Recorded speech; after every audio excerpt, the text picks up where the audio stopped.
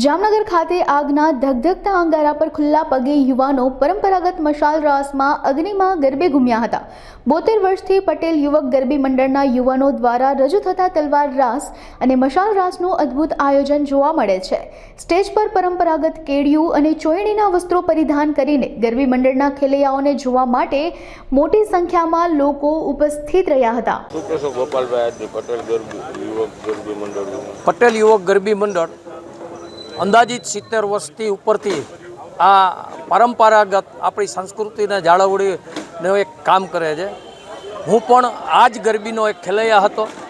મેં પણ 20 વર્ષ ગરબી રમ્યો છું, પરંતુ અત્યારના સંજોગોની અંદર અત્યારે આપણી સંસ્કૃતિ જે લુપ્ત થતી જાય છે, તો આપણી પ્રાચીન સંસ્કૃતિ છે, આપણી આસ્થા છે, માતાજીની જે આસ્થા છે, એ આસ્થા ઉપર આજે તમે જોયું કે આ ખેલૈયાઓ છે એ અંગારા ઉપર રમ્યા।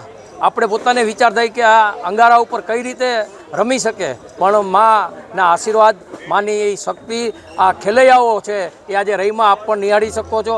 લોકોને પણ હું વિનંતી કરું છું કે આજે લુપ્ત થતી આપણી સંસ્કૃતિ છે, ભારતીય સંસ્કૃતિ છે અને આસ્થા છે, એ જળવાઈ રહે અને આ ખેલૈયાઓ છે માતાજીના એના આશીર્વાદ એના ઉપર વરસી રહે અને આયોજકો ઉપર પણ માતાજીના આશીર્વાદ વરસે એવી પ્રાર્થના।